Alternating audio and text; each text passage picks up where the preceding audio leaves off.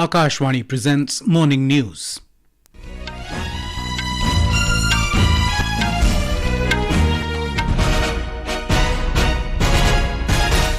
Good morning, I'm Sunil Verma. The headlines. Union Home Minister Amit Shah to inaugurate India's first liquid nano DAP fertiliser plant at Kalol in Gujarat today. Finance Ministry says India will remain fastest growing major economy in financial year 2024. 25 feature films and 20 non-feature films to be screened under Indian Panorama section of IFFI-Goa this year. Festival of Dussehra being celebrated across the country with religious fervour today.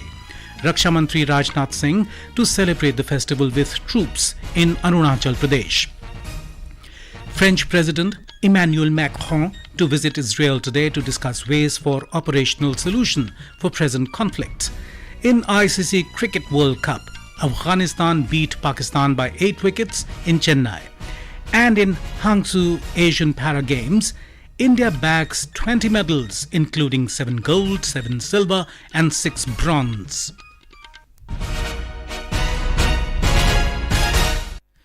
Union Home Minister Amit Shah will inaugurate India's first liquid nano diammonia phosphate DAP plant established by IFFI-Goa at Kalol in Gandhinagar today. Union Chemical and Fertiliser Minister Mansukh Mandaviya will also be present on the occasion. Talking to Akashvani, IFFI-Goa Chairman Dilip Sanghani said this plant will hugely benefit the farmers and also help reduce the import of DAP in the country. प्रधानमंत्री मोदी जी के नेतृत्व में 2 लाख करोड़ रुपया subsidy जो fertiliser क्षेत्र में दी जाती है, इनमें कम आएगी लागत और इंटरनेशनल मार्केट से हमें जब डीएपी जरूरत है, हम आयात जो करते हैं, इन पर भारत की तिजोरी पर कम बोझ आएगा और किसानों को भी फायदा होगा.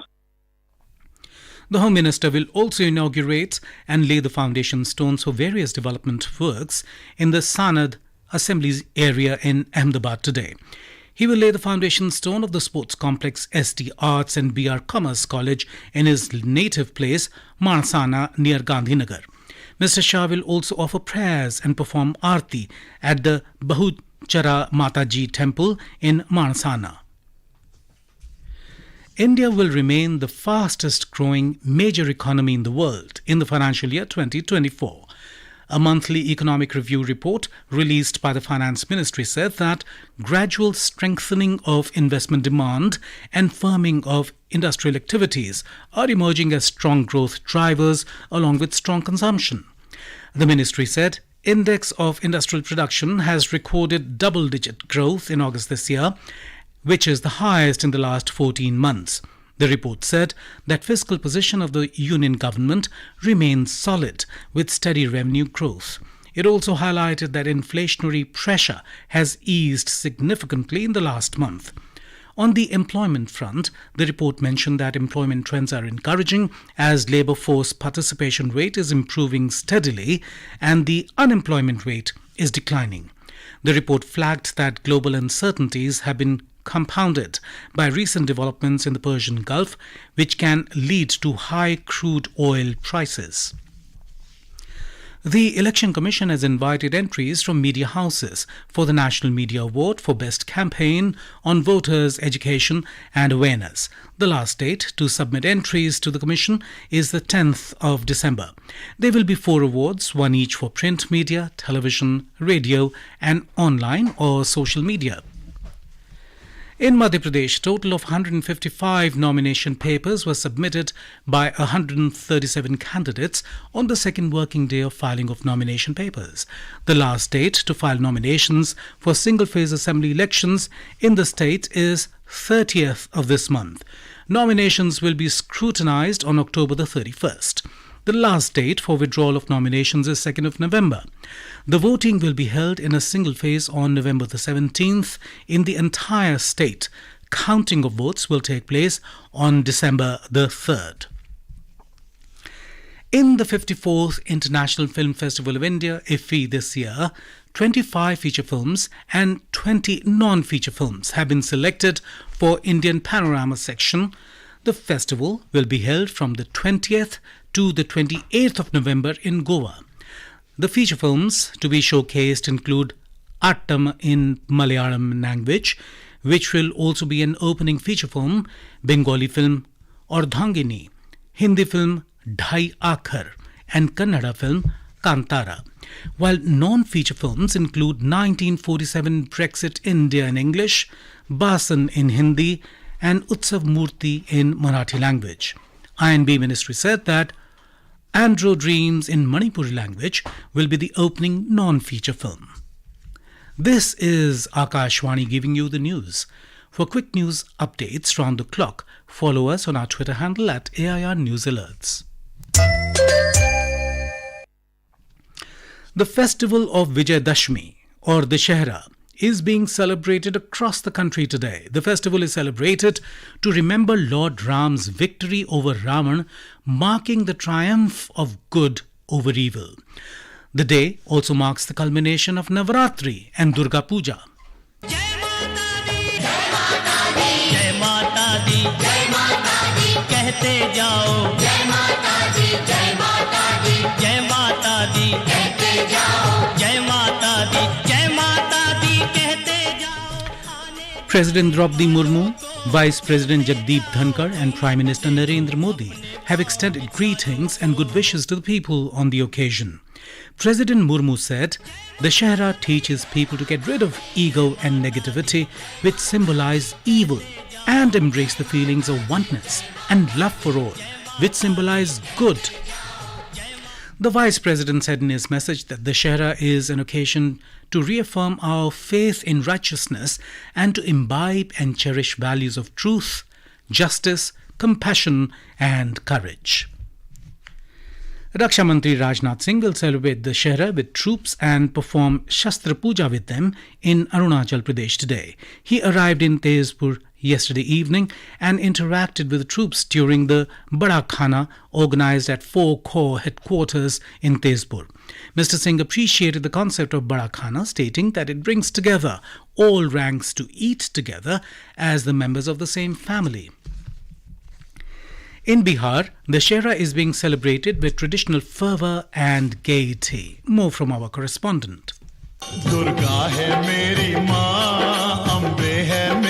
On the occasion of Vijayadashmi, the main function of Ravan Vadh has been organized at historic Gandhi Maidan in the capital city of Patna. The 70 feet tall effigy of Ravan and other towering effigies of Meghnad and Kumbhakarn will be burned with great pomp and show and display of firecrackers at the ground. Chief Minister Nitish Kumar will inaugurate the function. Elaborate security arrangements have been made in view of huge turnout of crowd at the venue. The immersion of idols of goddess Durga and other deities will commence with the end of festival today. Separate artificial ponds have been set up for the immersion of idols after the direction of State Pollution Control Board. Dharmendra Kumar Rai, Akashwani News, Patna. Keralites across the globe celebrate Vijayadashmi as the Vidyarambham Day, the auspicious day for beginning learning in any field. Here is a report. Thousands of children are being initiated into the world of knowledge today as part of the tradition of Vidyarambham in major temples, social and religious institutions. They are made to write the letters on plates of rice or sand by elders or prominent people. Kids are also initiated into various art forms today, the auspicious day of goddess Saraswati. Heavy rush is being witnessed from early morning in major temples like Panachikada Dakshina Mugambika Temple and institutions like Tunjan Paramba. Mayusha for Agashwani News from Thiruvananthapuram. French President Emmanuel Macron will visit Israel today at a delicate juncture of its conflict with Hamas. Macron's advisor said that beyond showing solidarity with Israel, he wants to make proposals that are as operational as possible to prevent an escalation, to free hostages, guarantee Israel's security and work towards a two-state solution. The French president will meet with Israel's Prime Minister Benjamin Netanyahu, President Isaac Herzog and other leaders during his visit. 30 French citizens were killed on the 7th of this month. 7 French nationals are still missing, one of whom appeared in a video released by Hamas. The fate of other 6 remains unknown. Palestinian terrorist group Hamas has released 2 more female civilian captives on health grounds in response to Egyptian-Qatari mediation efforts. It said they are elderly Israelis. Egypt's state news agency said the 2 had reached the Rafah crossing from Gaza to Egypt. Earlier, Hamas released an American mother and daughter on Friday, nearly 2 weeks after the militant group carried out a cross-border assault on October the 7th. Israeli military said that in the last 24 hours it had struck more than 320 targets in Gaza as it is targeting Hamas infrastructure, including tunnels and rocket launch sites. On the other hand, Palestinian Health Ministry said more than 430 people have been killed in these strikes. Israeli aircraft also struck 2 Hezbollah cells in Lebanon yesterday. The Israeli military said the terror group was planning to launch anti-tank missiles and rockets towards Israel. Prime Minister Narendra Modi spoke with King of Jordan, Abdullah bin Al Hussein, over telephone.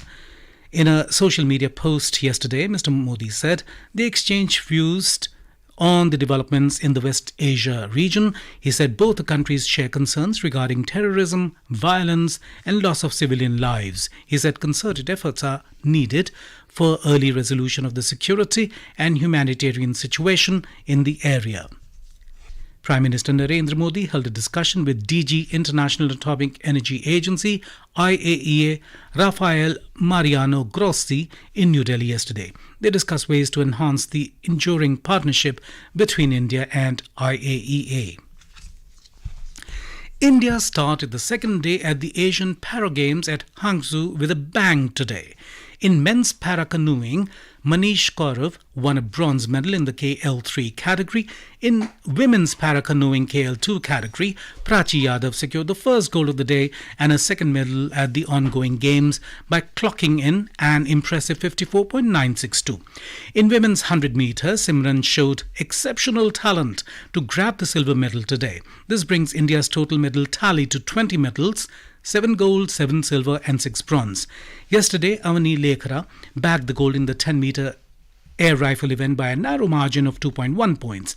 Aruna Tanwar created history by securing the first ever bronze for India in para taekwondo. A perfect podium finish was achieved by India in the men's club throw with Pranav Surma, Dharambir and Amit Siroha winning the gold, silver and bronze respectively. India hopes to add more medals to its kitty on day 2 as exciting events are lined up today, including powerlifting, blind football, athletics and boccia, among others. In the ICC Cricket World Cup, Afghanistan beat Pakistan by 8 wickets at M.A. Chidambaram Stadium in Chennai. Chasing a target of 283 runs, Afghanistan scored 286 runs in 49 overs. In today's fixture, South Africa will take on Bangladesh at Wankhede Stadium in Mumbai. The match will start at 2 p.m. And now, for a look at today's newspapers, it's over to Tanvi Khurana. Thank you, Sunil. Violent night in Gaza, reads the Pioneer headline, referring to Israel's ground operation in Gaza. India sends aid to Palestine, reports the paper. The Central Armed Police Forces are all set to recruit Indian canine breeds for police duties, so far the exclusive domain of foreign breeds, reports the Tribune. The Times of India quotes an OECD report to reveal that Indians are number 1 in the world in obtaining citizenship of rich nations.